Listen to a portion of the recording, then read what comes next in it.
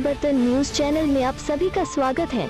Channel से जुड़ने के लिए लाइक, सब्सक्राइब, कमेंट एवं शेयर कर पी अपडेट में मास्क लगाने पर भी खांसी आए तो क्या कोरोना है, इन्हीं विषय पर 5 सवालों के जवाब के साथ डॉक्टर अरुण कुमार ने बताया है किस तरह का मास्क पहनना चाहिए। होम आइसोलेशन, फेफड़ों में संक्रमण के लिए सीटी स्कैन, आइसोलेशन खत्म होने बाद दोबारा वायरस का प्रभाव, निमोनिया बचाव से फेफड़ों का प्रभाव जैसे सवालों का जवाब विस्तार से बताया है।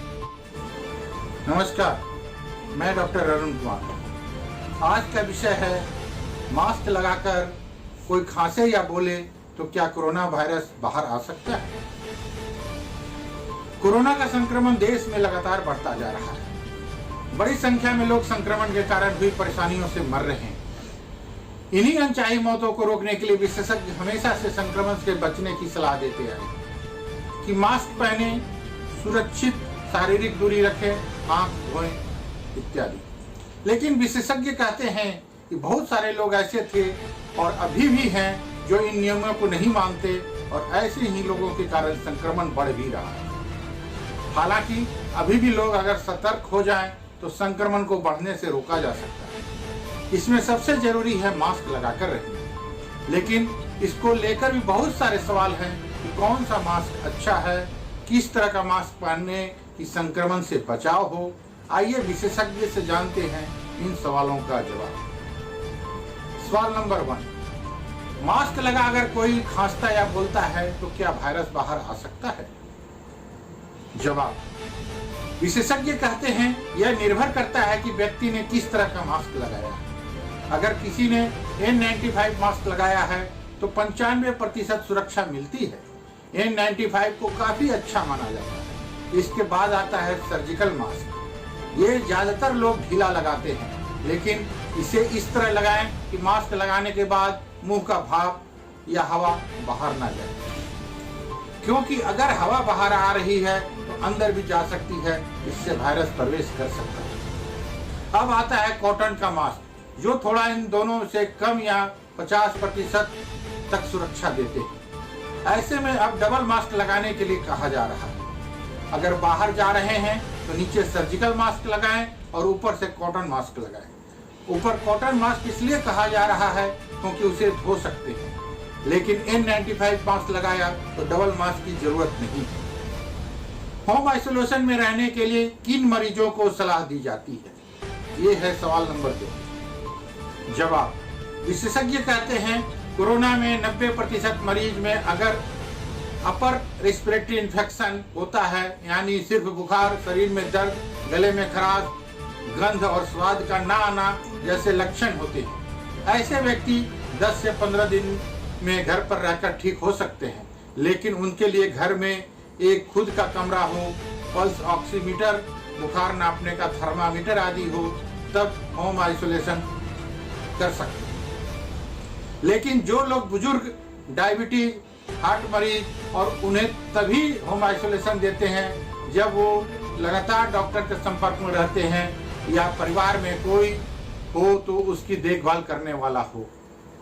कोरोना संक्रमण होने के बाद फेफड़े में कितना संक्रमण है, जानने के लिए क्या सीटी स्कैन जरूरी है, ये है सवाल नंबर 3। जवाब है, विशेषज्ञ कहते हैं अगर RT-PCR में पॉजिटिव है और ऑक्सीजन लेवल गिर रहा है तो खुद से सीटी स्कैन कराने की जरूरत नहीं है। डॉक्टर के पास जाएं, उन्हें पता है कि कैसे इलाज करना है। लेकिन अगर बुखार नहीं उतर रहा है तो कई बार कुछ ब्लड टेस्ट कराते हैं। लेकिन अगर RT-PCR निगेटिव है, कोविड के लक्षण हैं और ऑक्सीजन लेवल गिरता है तो उस समय निमोनिया की संभावना रहती है। तब डॉक्टर सीटी स्कैन कराते हैं, जिससे फेफड़े में निमोनिया का क्या स्तर है, यानी गंभीरता कितनी है, यह पता चलता है। सीटी स्कैन में दोनों फेफड़ों को 25 हिस्सों में बांटते हैं। उसमें से कितने हिस्से प्रभावित हुए हैं, यह पता चलता है। सवाल नंबर 4, आइसोलेशन खत्म होने के बाद क्या कोई वायरस ट्रांसमिट कर सकता है। विशेषज्ञ कहते हैं अगर कोई एसिम्प्टोमेटिक, बिना लक्षण वाला या माइल्ड इन्फेक्शन, हल्का संक्रमण वाला है तो आइसोलेशन के 10 दिन के अंदर 3 से 6 दिन तक बिना किसी दवा के बुखार नहीं है तो व्यक्ति को संक्रमण की संभावना कम होती है। लेकिन अगर दवा ले रहे हैं या बीच में बुखार या खांसी जैसे लक्षण है तो अभी वायरस का संक्रमण फैल सकता है, इसलिए आइसोलेशन पूरा करें। सवाल नंबर 5, क्या निमोनिया से बचाव के लिए वैक्सीन लगाने से कोरोना वायरस का प्रभाव फेफड़े पर नहीं होगा? जवाब, विशेषज्ञ कहते हैं फेफड़ों में कई कारणों से इन्फेक्शन होता है, जिसे निमोनिया कहते हैं। कुछ लोग जैसे बुजुर्ग, COPD, अस्थमा, डायबिटीज आदि कोमॉर्बिडिटीज वाले लोगों को निमोकोकल और इन्फ्लुएंजा नाम की वैक्सीन लगाई जाती है, जो उनके फेफड़े के इन्फेक्शन से बचाने में मदद करते हैं। जहां तक कोरोना का सवाल है, इससे बचने के लिए अगर वैक्सीन उपलब्ध हो गई है, कोरोना के लिए इसी वैक्सीन को लगवाने से बचाव होगा। हालांकि बुजुर्ग दोनों वैक्सीन को भी लगवा सकते हैं, लेकिन 15 दिन के अंतर होना चाहिए। लेकिन इसमें कोरोना से कोई संबंध नहीं। धन्यवाद।